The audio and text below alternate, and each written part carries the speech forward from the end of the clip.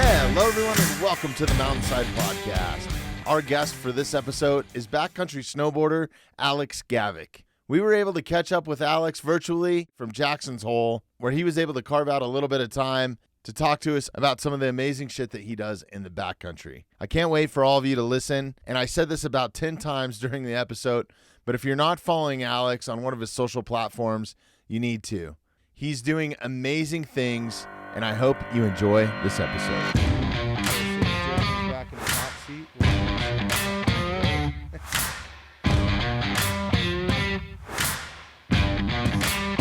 Here we go. And we're on.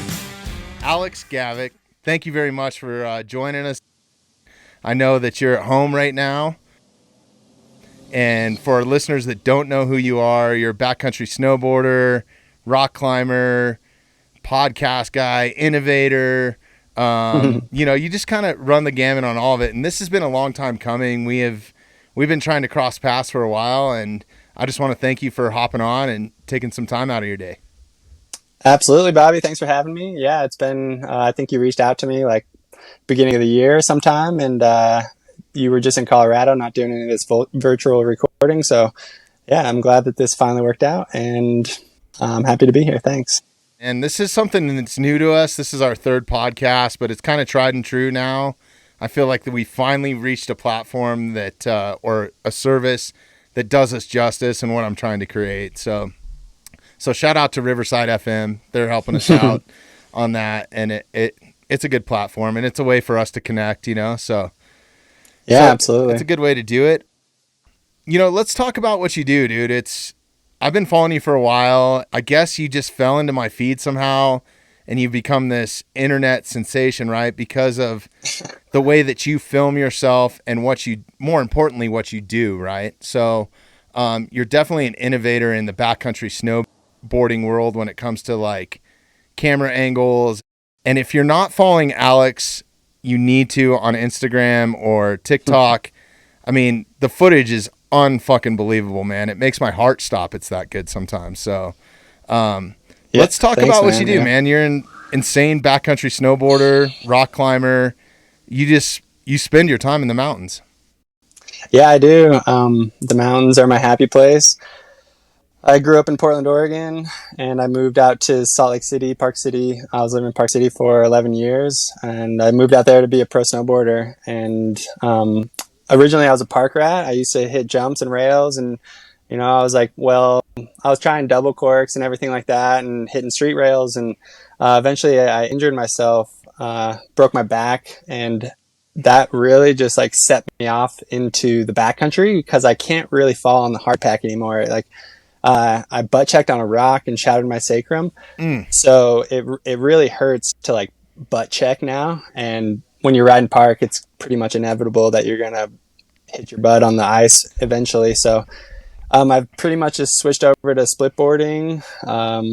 9 years ago is when I first went splitboarding, and then 7 years ago, the year after my injury, is when I really delved into splitboarding full time. And that's also when I started rock climbing. Right after I broke my back is when I started climbing, and it was just like an easy little way to keep active and try to keep my core strong or get my core strong again. So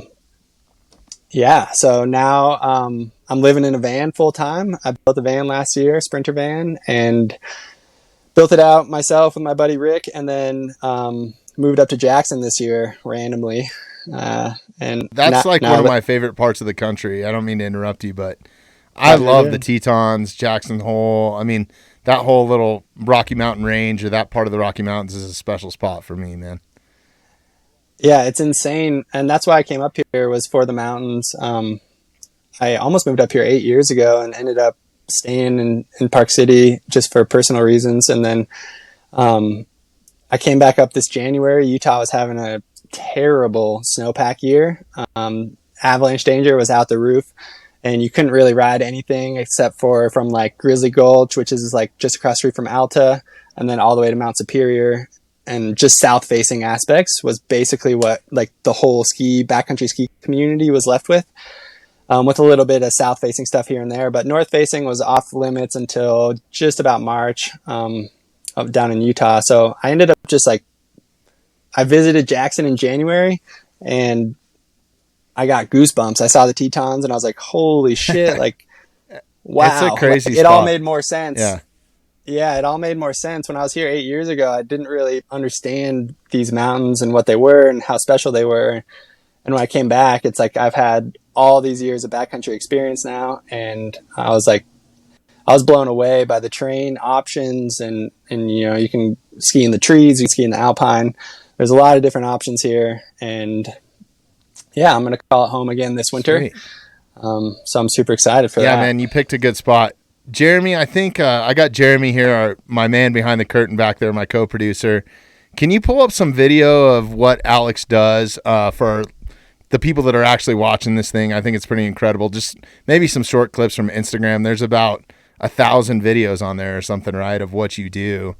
Yeah, I've been Instagramming for 10 years, and man, it's like, it's my happy place. Yeah. Actually, funny enough, my Instagram went super viral this fall, it went viral like early winter. I saw the Reels trend before a lot of people did, so I was just like banging out Reels every single day, and it was like Instagram started giving me the crazy organic flow that like they've since taken away from me. But that's what they do. They give you a little bit of taste of like, here's some good stuff. They gave me a lot of taste. And then they gave me a lot of taste.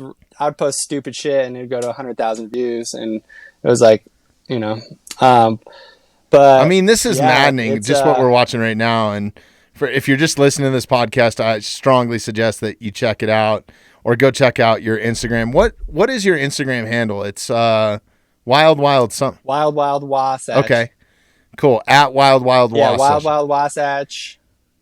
Yeah, the Wasatch Range is the range in Salt Lake City. And I started filming some GoPro edits the year after I broke my back. So 2014, 2015 winter, I jumped on board with my buddy Maxwell Morrill. He showed me all the ropes. He's been splitboarding since I was born, literally, like since 1990. He started splitboarding in the Wasatch. And he showed me around, and I was blown away. And I remember one day I was like, wow, this is wild. Like, this is wild. And I was like, wow, the Wasatch, wild Wasatch. So that's how it came to be. And I started making some videos, and, you know, Transworld and all those people were posting it back in the day. And that's kind of how I got some traction. And then, yeah, from there, it's just like been a really slow process until this year. You know, but December and January, my social media was like insanity. Went from like 7,000 to 73,000. Well, dude, we were sharing your stuff like left and right just because it was so awesome. I was like, I was all about it. I would never even dream of attempting a tenth of what you do. I mean, I love to get in the backcountry. I love to snowshoe in, ski out, or snowboard out. And I used to do it a long time ago, long before like split boards came along. And I'm eager. I haven't owned a split board yet, but you've inspired me to like, dude, I want to do that. Not what you do, but like, I want to go to like Steamboat somewhere or something, like some green or blue runs. It's really, you don't have to go do crazy stuff. I just like to do crazy stuff, and that's like where the climbing side of my life has come into the mountains. I just think it's fun. I like to technically challenge myself on the up, and then like try to shred cool things on the way down. But yeah, splitboarding is like, you know, just go up to Teton Pass and go tour into the back bowls where it's just like wide open gladed bowls, and you get to ski powder. And that's what splitboarding is about, really, is like skiing the powder. That's why I like to splitboard, because usually it's fresh snow, right now we're seeing people. Such an influx in people and all this stuff that like to get in a ticket line, or like a lot of the ski resorts here in Colorado last year during COVID, you had to have a season pass to even just go enjoy it for a day. So it's kind of crazy. Yeah, it is crazy. And with that being said, it's like the backcountry is getting crazy too. It's definitely had the influx of growth. I don't know what it is right now, but for a few years, it was like the largest growing side of the industry that was people out are trying to get away from each other, right? And it's just like a lot of people, when you learn how to snowboard or ski, you have to learn how to do it. And that's like where the resort is awesome, because you get quantity, right? You just get to take laps, and it's less effort and all that. But once you learn how to ski, it's like when you start skiing powder, it's And it's this feeling that people crave, like people like me, I dedicate Yeah. my whole life to it. I spend all my money, all my savings like goes towards my lifestyle basically. Well, man, I Um, think that you get a better appreciation for it too when you hike in. That's the one thing that I found because of all the work that goes into it. I mean, you must be in fucking phenomenal shape because you're going in with some gear too. It's not like, and you're going through snow. In the summer months, you're doing yeah. a lot of climbing. Ropes get heavy. All your climbing equipment can get kind of Hmm. heavy. So, do you do any sort of cross training, or are you just in the mountains every day? Yeah, it's mostly mountains. I have like a core workout that I do pretty well. I do it periodically. I go in like phases of it, but it's like an 8 minute, you know, planks, knee to elbow planks, high low planks, side planks, and then all sorts of different like, leg lifts and flutter kicks. And so I do that for like 8 to 10 minutes, and that gets the core feeling like crazy.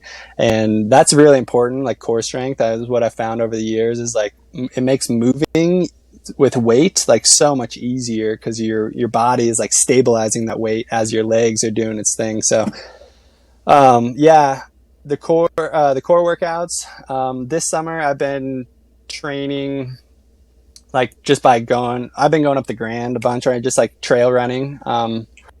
I tried to see how fast I could go up the Grand, which I did car to car, and was it like 6 hours and 17 Holy minutes, shit! which Yeah. was like, yeah, that was like really fast. It's like 16 miles round trip, and then just under 7,000 vert. So 7,000 vert up, your legs get on fire, but 7,000 vert down on top of the 7,000 vert up is like, by the end of the trail, it's pretty agonizing. Right. Well, I think And that I was going to go there's for it. a fine line in what you do from, somebody being in shape to getting hurt to possibly death, right? Because if you're not, it's not like you're a boxer stepping into a boxing match and you're a little bit out of shape, right? Like there are major consequences if you go down where you go down. So like a lot of that, I think that there's just a fine line there, right? And correct me if I'm wrong, but No, yeah, I mean, you definitely have to like work your way up to it and don't get in over your head. And it might be safer to go into some of the areas I'm going. Like if you went with me or went with someone who like knows what they're doing and can kind of steer you in the right way. And that's where my relationship with Maxwell was like invaluable. He's like one of my best friends, but he also like showed me these ropes of how to travel efficiently. Like Max is like 49 this year, but when we started splitboarding, he was like 42, and he used to completely destroy me on the skin trail. He would leave me in the dust. Like he was super fast, and like since I've gotten faster, and now I can keep up with him. But yeah, for a long time I could barely hang.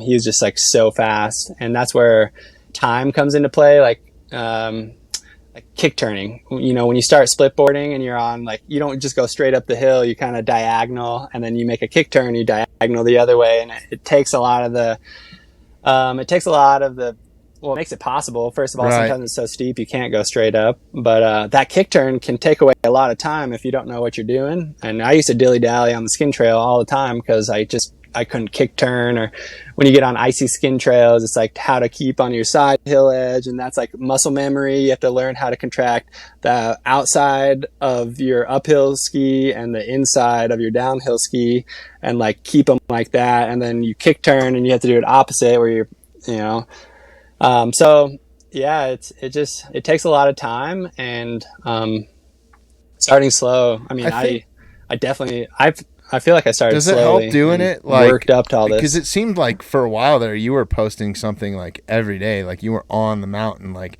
taking advantage of it. And I want to dive into this a little bit too. You kind of just recently, like maybe at the start of this pandemic, from what I saw, like burned the boats. You sold everything you owned. You're in this van now, so you could take advantage of doing what you love and putting all your effort towards that, Yeah. right? Yeah, that's the dream. I'm currently living in Jackson in a van. For my yearly wage, like full time, I do massage therapy. I work at Four Seasons at Jackson Hole, and So that's like super lucrative, and it allows me to work part-time and then be able to, make a decent year's wage and still go out and travel. So I get a lot of messages. Like, a lot of people think I don't work or, some people might think that I like come from a wealthy family, which I don't. Like, I come from not a poor family, but like, definitely wealth wasn't part of my childhood. And, I got a job when I was 15 years old, and I've been working ever since. So yeah, I moved into the van, live in Jackson, but it's like, this isn't the dream. Like, Right. I don't want to be stationary living in a But in a you're van. well on your way to it, because I think a lot of people just get stuck in their day-to-day rut, or, and they don't make that extra leap. I'm trying. You're definitely putting it out there. And man, you wouldn't know that Yeah, I'm you definitely wouldn't know that trying. you had a job with as much as stuff that you're putting Yeah. out there, Yeah, which and is awesome. I don't like advertise my work, and that's like why a lot of people think I don't work. But it's like, I love doing massage. I got into it after I broke my back. I felt the power of healing, and I like to reciprocate that back to people. But that's just like, that was never the end goal. And it just ended up being something I was really good at. I'm passionate about it, but I would like to travel full time. Like, if I could have a budget to travel in my van and go wherever the snow was good from December to June, I mean, that would Right. be the dream. And then I could work all summer. Like, We got to that's work on fine. those GoPro sponsors and all that sort of stuff, right? Like, are they sponsoring you Yeah, yet? Or, I mean, if not, they fucking should no, be. they've been giving. Yeah, I wish. I've been trying. I'm in communication with the head of marketing at GoPro for the last like 6 or 7 years. He gives me free cameras periodically, but yeah, I've never got a budget. They have a lot of big name pros who are, going to the X Games and going to the Olympics, and that's like where a lot of companies put their money, is where people are getting airtime on Sure. TV. So like, it's harder to get it through just straight social media. I've had some paid promotions since January. Like, this year, I'm well on my way. I'm far surpassed. Like, I've made the most money on social media that I've ever made. And it's like, last year I made a little bit. This year I made like a substantial portion of my last year's wage through social media already, on top of like working massage therapy. So yeah, it's happening. It's slow. I'm trying to be patient. And, yeah, I'm just like kind of going with it and just doing what I do, and just trying to stay happy and trying to I stay think healthy. that's all you can Healthy do. is We're the big going through one. the same struggles here with just the podcast and me, trying to balance free time and stuff like that. And I think it's just a fine balance. And as long as you keep seeing growth and you're happy, I think, enjoying the moment and enjoying the journey, not so much the end goal. For me anyways, that's what I try to focus on, is enjoying that journey. Yeah, no, and it's been a great journey, man. It's like, I look back at I'm 31 now. So I look back at my 20s and I'm like, wow, like, crazy. Like, I wouldn't ever want to go back to my 20s because I was like young and dumb. I think I started maturing around like 27, 28. But I still feel like internally, like, youthful. I don't feel like I'm 31, but except for like my mindset of, like wisdom and my life experience, like, I might not be the wisest guy, but I'm definitely a lot further along than when I Hell was in yeah. my 20s. That's awesome, man. Oh, congratulations Yeah. on all that. Your background, what made you make this jump into snowboarding? Did you always want to be like a competitive snowboarder or a professional snowboarder, or what kind of was the catalyst for that? Yeah. So, back in Portland, I grew up skiing on Mount Hood. So I think my earliest memory that I can ever remember and put an age to it was my first night I ever went skiing. I was a skier at first. So I was 4 years old, and I just like, my parents took me and my family up, my brother and sister, we went up to Mountain Ski Bowl. It's the lowest resort on Mount Hood. Elevation's like 3,000 to 5,000 feet. And they're really known for night skiing. They light up the whole resort, and you can go ski the whole resort at nighttime. It's actually pretty cool. I've had some like pretty epic nights of powder, like the skiing powder, dropping cliffs under the lights and things like that. So I started skiing when I was 4, and then my big brother, he was a snowboarder, and I just wanted to be like big bro. So when I was 8 years old, I switched over to snowboarding. And actually, at first, I Really? hated it. Like, I Yeah, I sucked. I like bruised my tailbone, sprained my wrist. I Yeah. was a mad mess. Like it was not a good experience for me. I didn't really enjoy it. And then I hated yeah, skiing. See, like I always was taught, shoot. like growing up here, I grew up, right here in Colorado. We were, you know, 15 minutes from Loveland Ski Resort, and then you had Copper and all these just amazing spots, around us. And I had uncles and stuff that were Hmm. snowcat operators, so we would get lift tickets and stuff. And I always hated skiing. And then as snowboarding hit, like it's about the 80s, right? Mid 80s, something like that. I don't know. Became I popular. mean, yeah. And I was a mountain kid that was Yeah, trying to that's when it really skateboard all like the blew time, up. and there was no place to skateboard. So like snowboarding just kind Hmm. of came naturally. I got really good at skateboarding on Yeah. shitty parking lots, like grocery store parking lots with rocks and sand and all kinds of stuff. So Yeah. Yeah, I actually used to skateboard too, but Oregon has like it's like a yeah, mecca for skate parks. So from shoot, I actually filmed skateboarding before anything else ever. Like the first thing, I had some really good friends who were great skateboarders, and my parents bought me a little video camera, and I like would go help them film like little video parts. Oh, like Burnside? Yeah, I wasn't that good. I stopped skateboarding around like 12 years old. So Burnside is like pretty big Yeah. for like a 12-year-old. Um, but yeah, I grew up in Gresham, Oregon, and then Sandy, Oregon has they built a skate park. So I used to just go to the skate park all the time and you know learn how to pump around the park and learn how to kick flip and tray flip and backside flip. And so I was a skateboarder as I was like starting snowboarding, and I was filming skateboarding, but I used to suck at right. snowboarding, so we're never filming that. And then fifth grade, I still remember the day. Fifth grade, my school had a ski club, and we were required to take lessons. So I signed up for like the most advanced lesson we could get, and our snowboard guide was like super cool, and he's like, "What do you guys want to do?" And I was like, "I want to learn how to backside 360." I still remember it was on the Hood River Meadows lift. We call it HRM, HRM. And there was just like this little like cheese wedge into the powder off like a rock. And I remember like doing my first ballerina, like arms above my head, backside 360. And it was from there when I really like was like, oh, like I want to do this. Like I want to snowboard more. And when I was 16 was when I really like jumped into like, all right, I want to be like a professional snowboarder. Like this is what I want to do forever. I was already filming. I'd filmed my first year filming snowboarding. I was in ninth grade. So what is that? That's like Yeah. 14, 15 years old. Yeah, I was filming, I could like, by that age, I was like doing 720s, which isn't crazy, but back then it was like It's still crazy for people. me. Yeah, well, it is kind of crazy, but it was like back then, like double corking wasn't really a thing. That people would do doubles in the half pipe, uh, but like a lot of people weren't doing doubles back then. So like as a 14-year-old kid doing 720s, like, that was pretty cool. I made a sponsor me video. My first sponsor me video on YouTube went to like 70,000 views.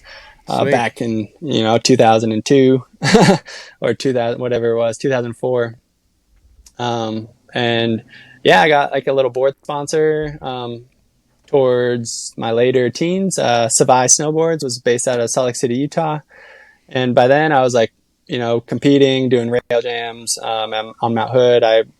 My high school in Gresham had a snowboarding team actually, so I would we would go up like once a week at night or twice a week, I can't remember, and then we'd have competitions like every other weekend or something where we'd like compete against other schools in the state.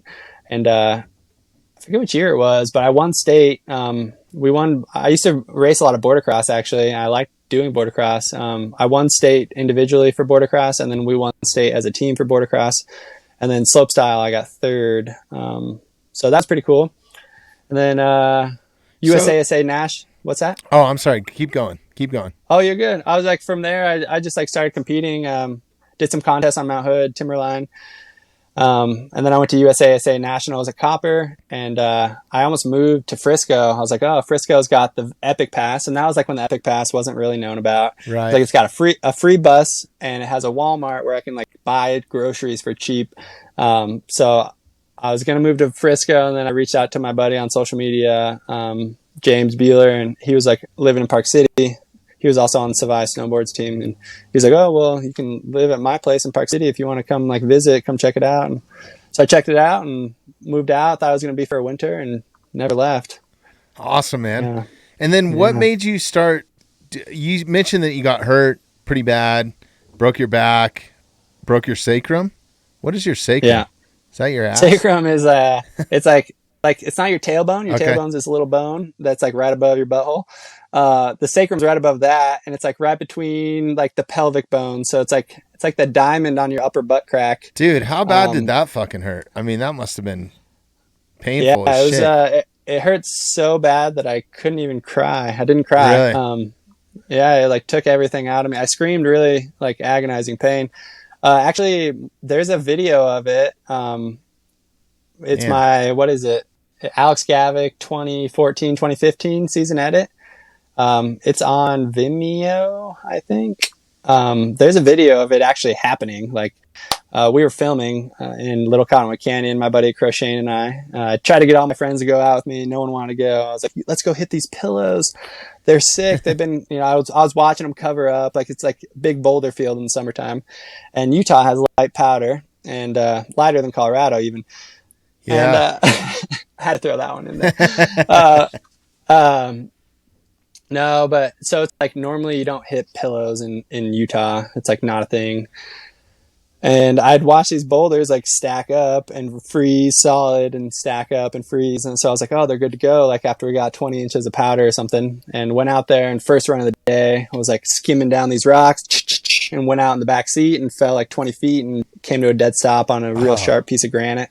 Damn, dude. I didn't even see it. It was like under the snow. It was like under the surface of the snow. That was like, I didn't even see it coming. Didn't expect it. I was just expecting to, butt check into some powder. And before I knew it, I was like, oh, fuck. Yeah. I thought I broke my tailbone. Did you have to ride out from that, or did somebody come get you?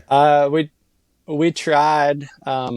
So I thought I pooped my pants. I felt a bunch of fluid go down my leg, and for some reason I just thought of like diarrhea. Yeah. But it's like I wasn't having diarrhea. So now that I think about that, it doesn't make any sense.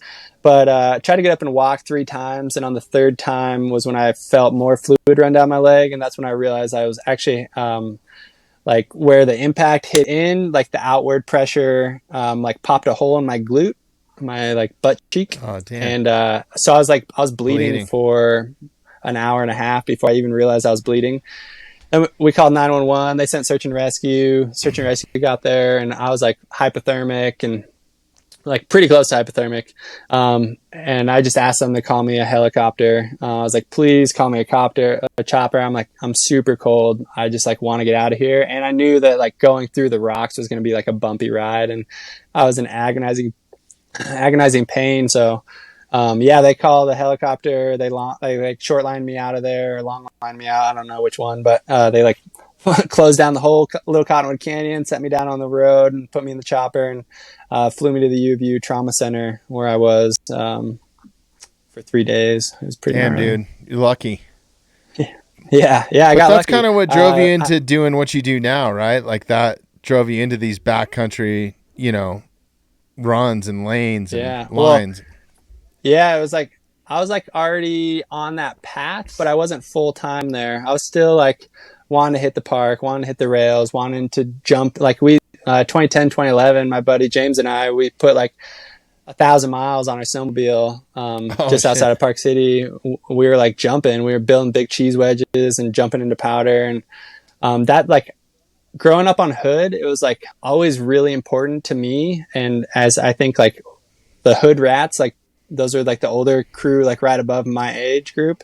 They call themselves the Hood rats. That was like Johnny Paxson, which is like, if you don't know who Johnny Paxson, Paxson, he used to be like the most insane snowboarder ever. And he just like decided to stop after a couple injuries and started a family. But like Johnny Paxson, Corey Noble, Nick Jacobson, And then I also grew up, like, another crew was like Nick Dirks, who he used to film with, like, who is it? It's like the Love Hate crew, Mikey LeBlanc. I forget what their company's called, but yeah, Nick Dirks. You know, he was a big pro for a long time. So I was like, I grew up like looking into all these pros in my area, and it was like the big thing was like I needed to be good at everything. I needed to be good at jumping, at riding rails, at riding powder, at dropping cliffs. And so that was always big to me. And then, yeah, eventually I just like tired of getting hurt. You know, I've broken my back, I've blown my knee out, I've dislocated my shoulder and had 10 concussions. And it's like, it gets very expensive. Yeah. And Well, it's taxing on the body too. I mean, that's... And on the mind, you get depressed when you're injured. It's like you can't do anything. You want to be doing stuff and can't work, can't make money if you're like super, you know, broken. Like, I got lucky when I broke my back. Like I worked at Whole Foods. I didn't make a lot of money.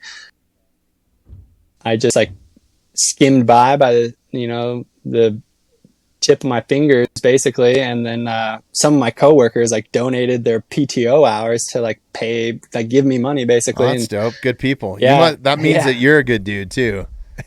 People are willing thanks. to give that up. That's awesome. Yeah, I try to be. I think being a good person, you know, I don't really advertise this, but I used to be a little fucking shithead, man. I think we all were though, you know? Yeah, but I was like, growing up in Gresham, Oregon, it's like for one of the years or some years after I left, it was like, you know, the number one crime rate in the state of Oregon.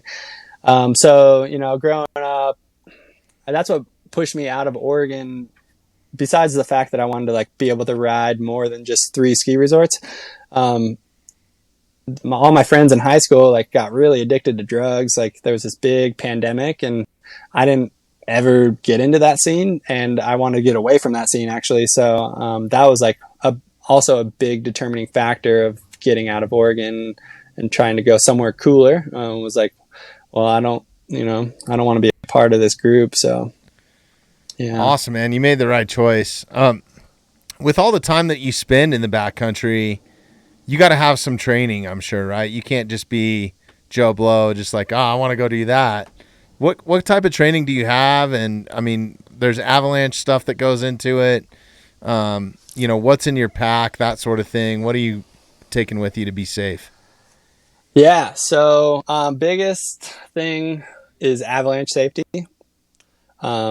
So knowing how to look into the snowpack, there's actually ways you dig into the snowpack. It's called a snow pit.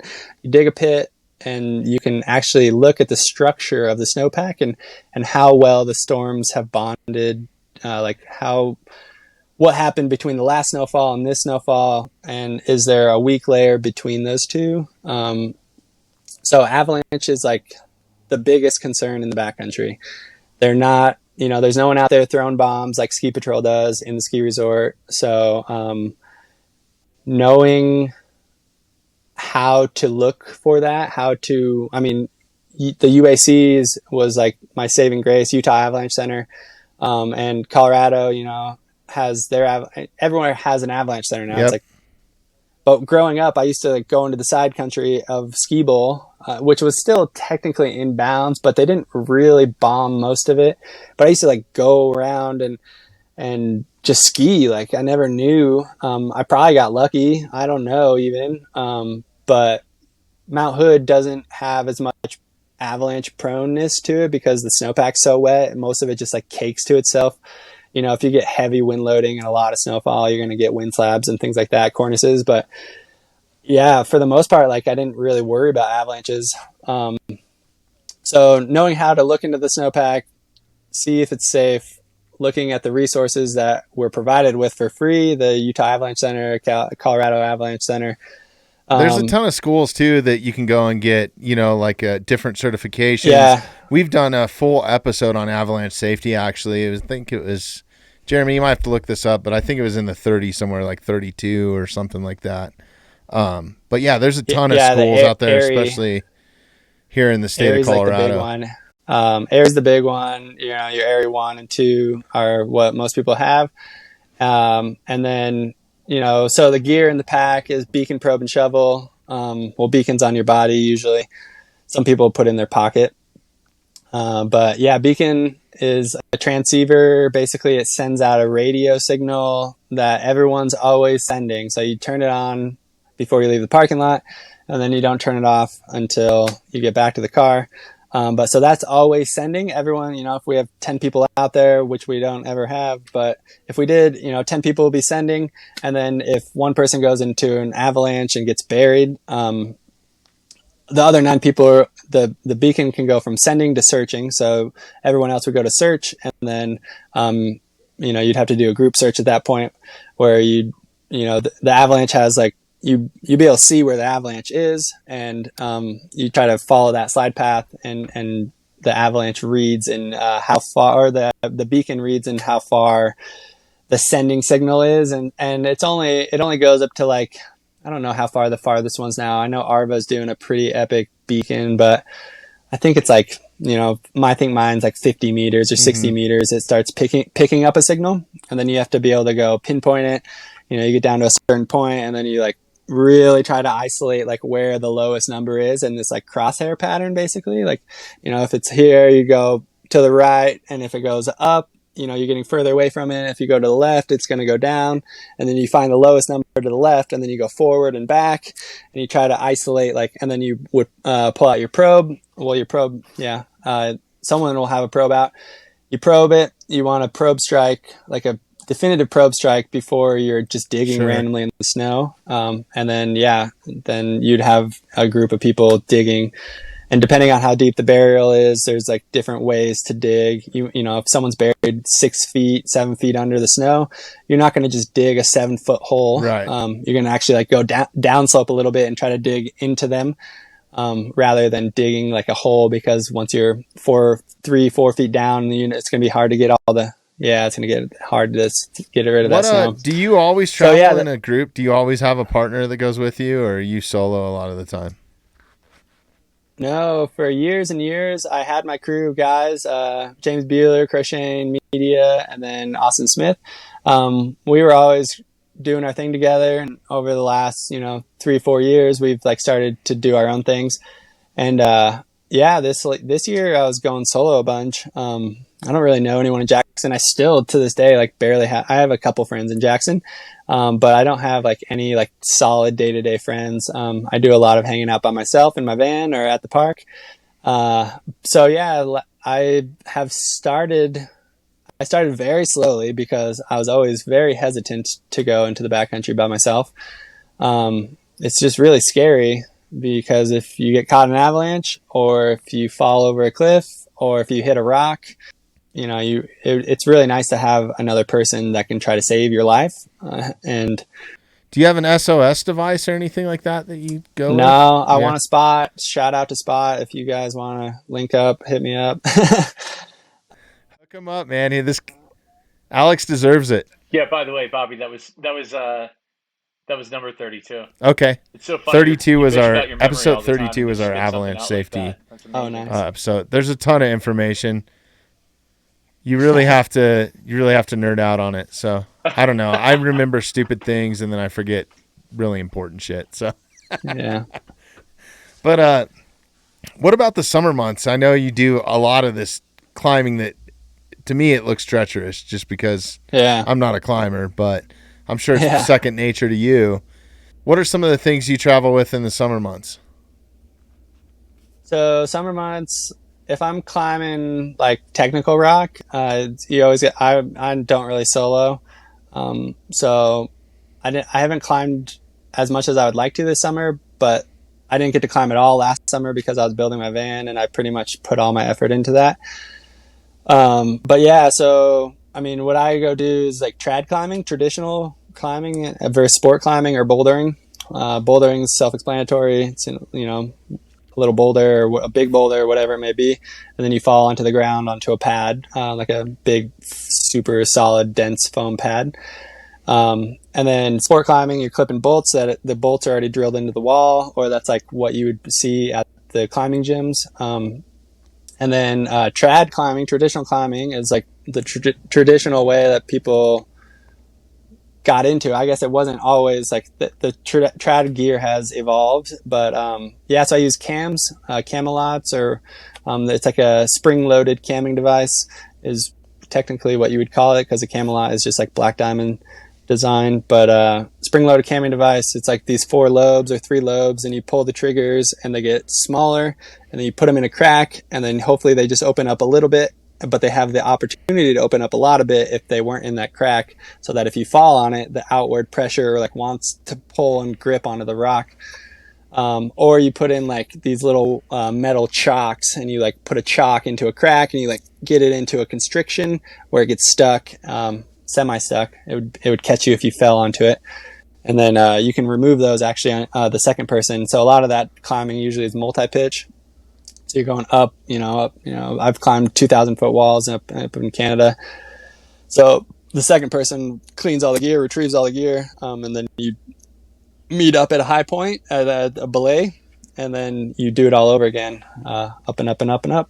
Nice. So, yeah. What are some of your craziest approaches or descents that stand out in your mind? Do you have ones that are you in the Tetons right now because of that very reason, or? Yeah, well, yeah, I'm in I want to ski the Grand. I tried to ski the Grand 3 times last year, and it just didn't work. The first time was actually our closest attempt. My buddy Maxwell led us to get up to the Grand. You either like solo through or climb through like the summer route. But a lot of people don't do that. That's not really the standard route in the winter. In the winter, you go up the Fort Stettner, Chevy Coulars. So those have like ice bulges in them. And so you have to know how to ice climb. And I'm still relatively new into ice climbing. This fall, like it's a big objective of mine once everything starts freezing to like go train ice, so that like all this cardio and everything that I'm doing right now, like, I need to have like the skill set to be able to climb the technical stuff to get up the Grand. So, I mean, the Grand Teton is really like, I don't know. I've climbed it. I climbed it 4 times in July. It's just like the most beautiful mountain. It's gorgeous. I drive around the bend and it gives me goosebumps. And all those mountains right there. It's like you're in Switzerland. Yeah, or, in the Alps it really. Somewhere.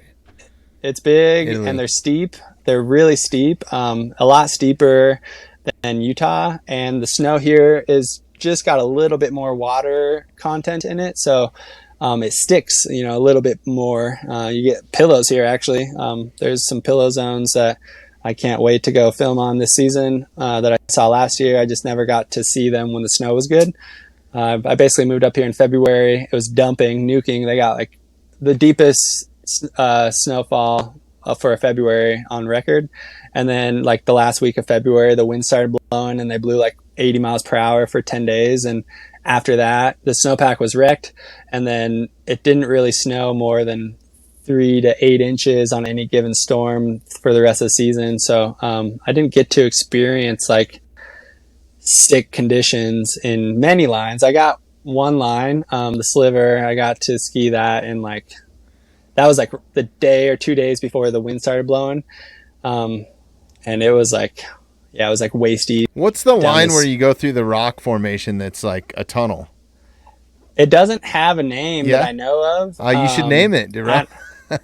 Well, no, I'm not the first descent of it. I just call it the Chockstone Couloir. It's like a big, huge boulder that fell into this couloir and created this tunnel that you go down. But yeah, it doesn't have a name, and I randomly found it with my buddy Connor. We were in the park, and we didn't know where we were. This was when I first came up here in January and like decided I want to move up here.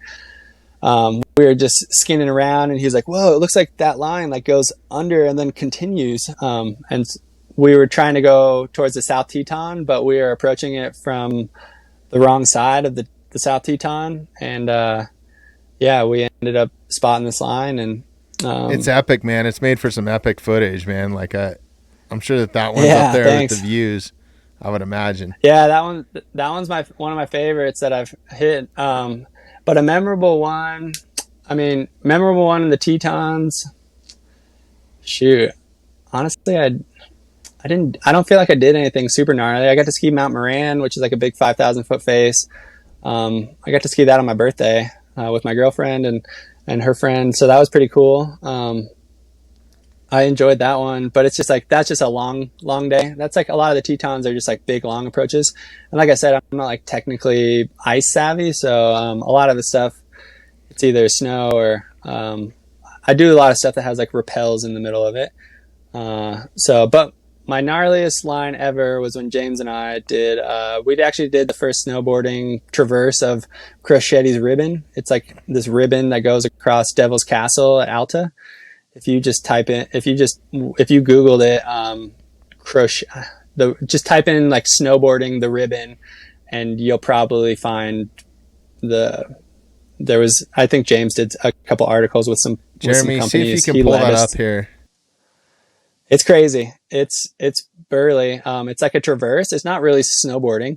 We were like scooting. We were like putting our ice axe in and like scooting along the way, but it's like this patch of a ribbon of snow that is like in the Devil's Castle behind Alta, and it's just below it is like a 300-foot cliff, and the ribbon is like tilted at 40 or 50 degrees. So we were just on our toe edge the whole way, and that was like the gnarliest thing I've ever done. We actually snowboarded on ropes, so we were just like running pitches on ropes, and then but it's like the gear was really sporadic. So it's like, even if you fell, you're still going to whip like 100 feet. Wow. And when, maybe over the edge, and then your rope is going to potentially get cut. And it was just like, it was scary. That was definitely the gnarliest thing I've ever done on my snowboard. It sounds gnarly. For sure. Being in the backcountry, and what does that mean to you? I mean, you just mentioned earlier that that's kind of what you live for. That's why you're living in a van. How important is that to you, and why? Man, we're hitting you with a hard one right here. The backcountry is like, I don't know. To me, it's like church. It's like, it's holy. It's like this holy grail.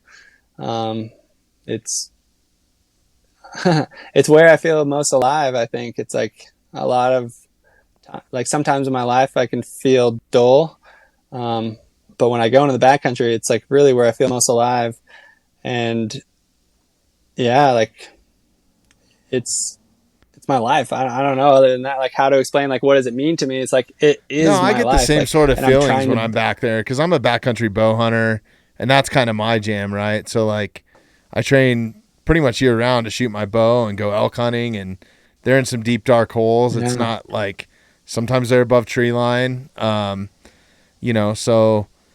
I think just being able to disconnect, where there is no cell phone service, there is no Instagram, there is none of that, and just be back there and just appreciate it for what it is, whether it's a wildflower or crazy rock formation, or maybe it's just the silence of not having any distractions, right? You can all really three of those focus on what's in front of you. Yeah, if you know me at all, you know that I go crazy for wildflowers. Like, I love wildflowers. It's silly. Growing up, my great grandpa, he had a crazy rose garden. He like won a bunch of Portland rose festivals and things like that. So I was like raised around flowers, and like his rose garden was insane. Like all these different color roses, and he's in there every day, like taking care of them. And so like flowers to me are special. And then lay out rock formations like spires, and going to like, I spent a lot of time in the desert. I'm about to go down there. I'm either going down there early October or late October, depending on how busy work is. But like rock formations and spires, hoodoos. Yeah, some like of your like, desert photos are amazing too. I was going through some of that today, because I started following you after that. Yeah, I had a excuse me, I'm choking on water here. It's all right. I had a photography phase where one summer I decided to move to Moab, and I got offered a job, and it was paying really well, and doing massage. And I ended up moving to Moab for the summer, or until like September. And then, but before I moved down there, I bought a really nice camera and spent some money, like spent like $5,000 on camera gear. And I like drove around, I would work during the day, and then at night I'd go shoot sunset photos or go shoot Milky Way photos. So I did a bunch of like landscape photography, and yeah, that was fun. But yeah, man, I like all that stuff. It's just, like you said, like being present. It's like I talk a lot about the flow state, and that's a lot of why I do what I do. I'm not an adrenaline junkie. I hate adrenaline. If I feel adrenaline, it's because I got lucky, and I don't like that. I like being like calculated, and I like things going well because I plan them to go well. And yeah, so when I feel adrenaline, I hate it. Like Mm-hmm. the last time I can really picture feeling adrenaline, I was climbing with my buddy James. It's called Tingy's Terror. It's in Little Cottonwood Canyon, and it's only like 5'6". It's pretty easy, but it's 5'6" sideways, and it's ran out like 30 feet to the first bolt. So if you fall, you would like whip huge into this corner below. And I remember being like in the middle of it and like feeling the adrenaline like hit my hands, and my hands were just like The anxiety, shaking. yeah. And I was like, oh fuck, like I don't like this feeling. And that's when it really hit me that like I hate adrenaline, because I used to even tell everyone that I was an adrenaline junkie. I loved adrenaline. Like that's what I lived for, was like the rush. But it's not the rush. It's the flow. It's the focus. It's being able to shut everything off and like be laser precise right here, right now. Nothing else matters. Like, you know, I've actually been like more vocal lately about like mental health on my social media, because I deal with like a lot of depression and anxiety, and I'm just like that type of person where when I'm in a funk, like I think myself into a deeper funk. I just like, my mind goes crazy. And like when I go out and ski or when I go out and climb, all that disappears. Or I try to make it disappear, you know. It's like Yeah, I think that there's a direct correlation with exercise too, and what you're doing is pretty taxing. Not to mention yeah, focus. I mean, that's one reason why I shoot archery too, is like yeah, when you're pulling off the perfect shot or you're really concentrating on what to do, you know, or going through your shot sequence, you can't think about anything else. You know, yeah. and I would imagine what you do is 10 times more technical, you know. Yeah, yeah. I mean, you have to worry about, you know, injuring an animal and not killing it properly. Yeah, I have to that's worry about important like, to me. yeah, yeah. I have to worry about like dying myself or being able to save a partner. So, Sure. yeah, it's like, yeah, the precision is a must, especially in the big mountains. Like, you know, there's areas of the backcountry where you can take beer out and do whatever you want to do to relax your mind. Um, but that's not the Alpine. Most of the Alpine is like, you know, rugged avalanche, you know, 40 degrees plus. Um, so I don't ever go out and like, I don't drink beer ever snowboarding, because I Right. can feel it. I can feel it. You're Like probably one not beer, I going can, up hungover either from the night before. no, Yeah. no. I don't drink much actually. I'll have beers here and there, but for the most part, I don't actually drink. Well, let's hit on Um, that real quick too, because I mean, what you do is extremely dangerous. Like, don't get me wrong. Like, this is something that, like, after you go follow Alex's page, you can't just go do this. Like, I mean, you yeah. can try, but there's definitely some training and some stuff like that. What suggestions do you have for people that maybe want to just get into it and, you know, taste a little bit of it? You know, maybe not go as extreme as you right out of the gate, but if they're Yeah. interested in starting in something like this. Yeah, I mean, honestly, the best way is to like, if you can, either find a friend, a mentor, and do that. I'll get into like my backstory on actually how I got into all of it all, but either find a friend who already does it and they're going to keep you safe. They're not like some reckless goon that's going to take you into terrain where you shouldn't be, or go take you into areas where you shouldn't be for the given day. You know, that's due to avalanche danger. Sometimes different aspects, different, you know, if it's facing northwest, east, south, is it safe that day? Like, and that depends on, you know, where was the wind blowing the snow, how much snow fell, is there any weak layers in the snowpack? You know, south face in the northern hemisphere is typically safer than north face in the northern hemisphere. Usually stabilizes later into like February. Unless it's like just a perfect beginning into the winter, which I've only seen one of those since I've started in the backcountry, which is 2010, 2011. Pray that this year is just like that one. But yeah, it's So you need to have some basic knowledge of understanding weather patterns, snowfall, snowpack. And honestly, like that's where it's like get a friend who already knows all that stuff and will take you into safe terrain and like can explain it to you in the field, because when you get hands-on experience like that, it's like invaluable. Also, the ARI classes, avalanche classes are, take one. Hire They'll a teach you a guide if you lot. don't have a friend. I mean, Yeah, there's plenty of guides out there too. that was going to be my next suggestion, is just like hire a guide and they'll take you through the ropes safely. Like, I'm going up and soloing the Grand, and guides are like down belaying these people on, things that normally they wouldn't be. They keep you extra safe, I'm sure, for, insurance policy and things like that. But yeah, hiring a guide if you don't have a friend is your next best bet. And then, you can be ignorant out there, because it's like you're going to go out there too. So it's like there's plenty of resources, which I'll get into like my backstory there. It's like I don't have any formal training at all, like zero. I've learned everything from reading books and watching YouTube videos and then putting it to play. And then when I met up with Maxwell, he eventually like deepened my knowledge, because he's like level 3 avalanche certified, which is like means you can like teach people you can teach people the avalanche knowledge. And that's where, you can't do that with level 1 or 2. But when you get into like pro classes and things like that, you can start teaching that. And so he, took me under his wing and changed how I do everything, because I don't know if I got lucky, but I had to have gotten lucky. Like Sure. I wasn't properly, like I wasn't doing everything I should have. Did you do it in baby steps, or was there a workup to where you're at now, you think? Yeah, it was baby step. I mean, so it's like I always liked to ride powder. And so, like I said, like on Mount Hood, I rode powder, and it was like, I didn't get that was like what backcountry snowboarding was.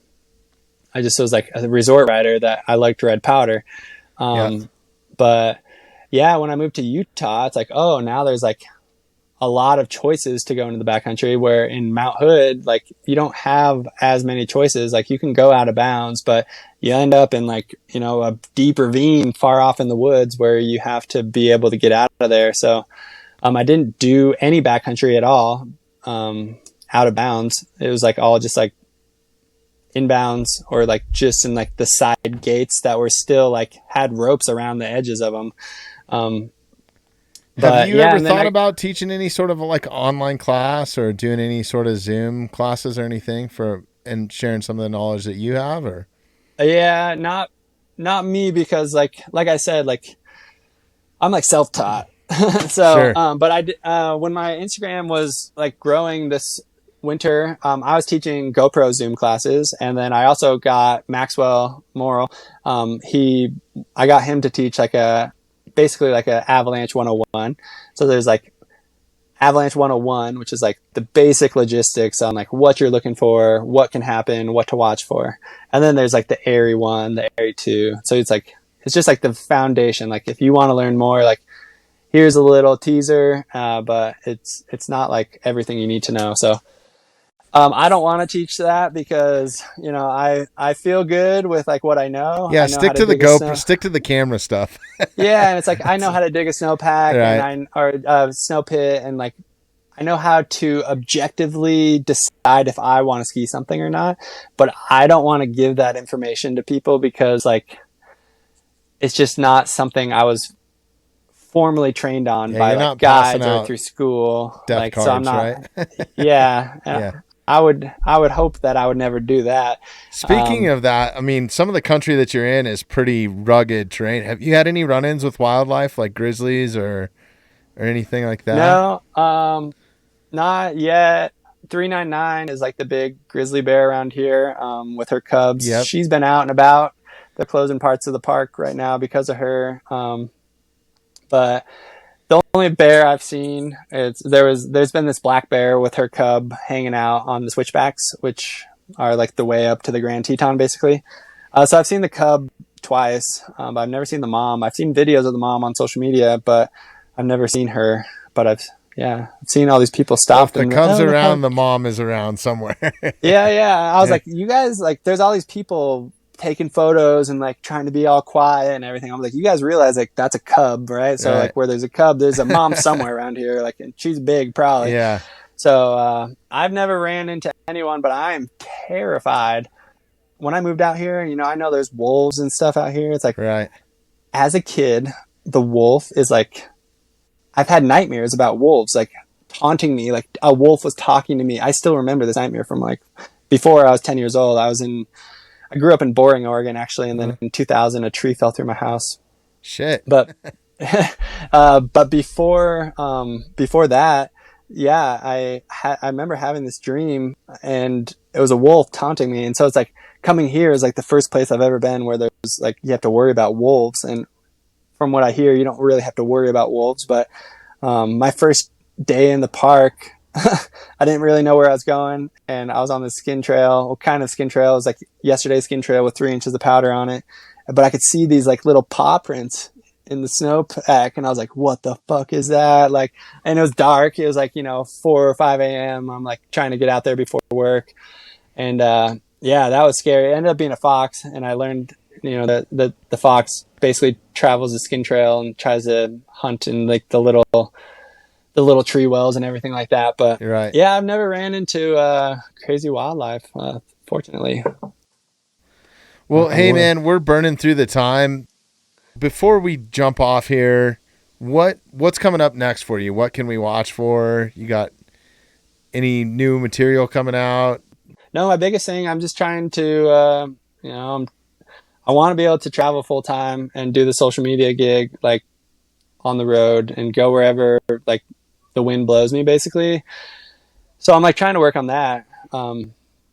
Yeah, this winter my plan is the Tetons. And I'm dating a gal right now who she spends a lot of time in Montana, and she wants me to go into Montana with her. So, which she showed me some really cool stuff in Montana. So yeah, this year basically like Tetons, Montana, Wasatch. If I can get a budget, I would love to go to Alaska and try to get in the heli. But yeah, I'm just like trying to keep on just doing my thing. Like that's all I ever did, and eventually it's like turned into this. And so I'm just gonna keep flowing with that and just see how it goes. And if it doesn't go anywhere else, it's like I had a good run. It's been super fun. I've loved it. I've like, I think I try to live life to the fullest, in what matters to me and not just like chasing money. Yeah. So yeah, just Tetons, Teton Chronicles was like a little catchy phrase that actually one of my followers was like, "Oh, you should call it the Teton Chronicles." So that stuck, and I'm gonna try to do some episodes this year. I'm trying to find a filmer that will like just boogie around with me full time. It's been hard. People either want to get paid or they can't hang.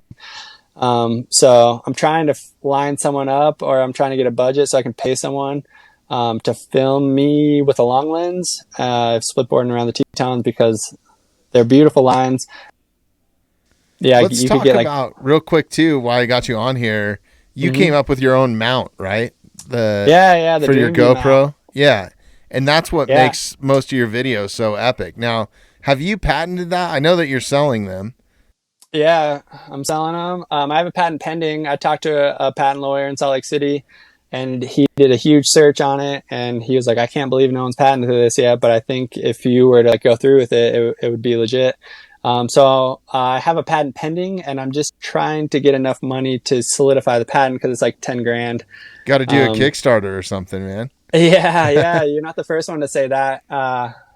That I'm trying to sell them out so I can make the money to pay for it. I've sold like 70 of them, just about. I'm Nice. trying to sell 100 this summer. But yeah, the Dream Bee mount is like what like really made all my stuff go viral. It's just like this mount that inserts into your backpack, and it has a pole that you can adjust the angle of it, and it telescopes. You can change the lengths of it, and then I put a 360 camera on it, and if you put a pole straight out the bottom of a 360 camera, it disappears automatically. That's what makes it so epic. Because when I first started following you, I was like, "Does he have a fucking drone following him, or how is?" Yeah. Because I didn't know the technology of that, and a lot of people thought it's like, wicked. People man. were It's like, awesome. "Oh, who's the pilot?" Like, shout out to pilot. And I Yeah. was like, oh no, this is actually just my mount. Damn good pilot. Yeah. For a long time too, I kept it super secretive. For like 2 years, I never showed anyone anything. And then enough people were like, I want one, that I just like started making them, like, and I figured, how to source all the materials that like I needed to get, in bigger quantities, and who would make them in those quantities. And so I get it made in Salt Lake City at a local guy. He makes he does a lot of ski manufacturing. Nice. And I was turned on to him through a friend of mine. And then don't give away too many of the secrets on here now. So yeah, no, I'm not giving away. Well, it's like it's all patent. Oh, it's Yeah. like patent pending. So as long as I solidify this patent, it's like sweet. I already have like patent. I basically paid for the patent pending. It gives you a filing date, and basically with a patent in America, it's like first to file. So right now I have a filing date of back in like March or April or something. So Cool. yeah, I just have And to how can solidify people that. pick them up or figure it out? I know that you have some information on your social pages, but do you have a website or anything? Or? Yeah, I have an online shop, alexgavic.com. And then, or I have like the link in my bio on Instagram, both my Wild Wild Wasatch, or I have a Dreamview Official. It's at Dreamview Official. There's a link in that bio as well. But yeah, so those are, you can just click and buy now. And I have like my t-shirt on. I think my camera's backwards right now, but I've made a few t-shirts. I'm going to start, selling some merchandise and things like that, and try to monetize in all these different ways that I can. And I came up with this little logo here that I have. I like it a lot. Nice. It's like an eye with an aperture blade, which is pretty cool. And then I also want to I have another shirt that has like a picture of snowboarding. I want to do like cool like snow and climbing photos on the front sides of shirts. I'm only trying, this one will be like, I'll sell as many of these as they sell. But with those, like the photography ones, I think it's like, I want to try to keep it, like a limited edition type? Limited edition. Yeah. Nice. Like only sell 50 of them. And try to make like a little bit more because of that, and turn them into like something that isn't just like mass produced in bulk. It's like, once you sell 50, there's going to be no more of these. So nice. All right, dude. Well, keep us posted, man. And, I really appreciate you taking some time out of your night and hanging out with us. If you're ever in Colorado, let's do this in person, man. I want to have you on again. We'll definitely get you on this winter, and we'll talk about some of the cool shit that you're doing. Sweet, man. Yeah, sounds good. If I make it out there, I don't make it to Colorado much, actually. I don't know why, but if I do, yeah, I'll definitely hit you up, and I'd love to swing by the studio. Absolutely, dude. You're welcome anytime. All right. Before we jump off, go ahead. Let's drop your websites again, your Instagram, TikTok, all that stuff. Where can people find you? Where can they reach out to you if they're a camera guy that's super ambitious? Yeah. Instagram at Wild Wild Wasatch. The Dreamview is the Dreamview mounts at Dreamview Official. Send me a DM. I'm actually, even though I have like a bunch of followers, I love talking to people. And I respond to my messages unless you send me like a smiley face. That's how we originally started, was on Instagram. So yeah. Yeah. Sending that. You're very accessible. My my website is Alex Gavic, ALEXGAVIC.com. Sweet. Yeah, awesome, Alex, man. Thank you so much again, dude. Keep posting what you're doing. I love it. We'll keep sharing it for you too. So thanks, Bobby. Yeah, it's been a pleasure, man. Absolutely. Thanks, everybody, for listening. Go follow Alex. Check out what he's doing. All right, guys. Have a good night. Thanks.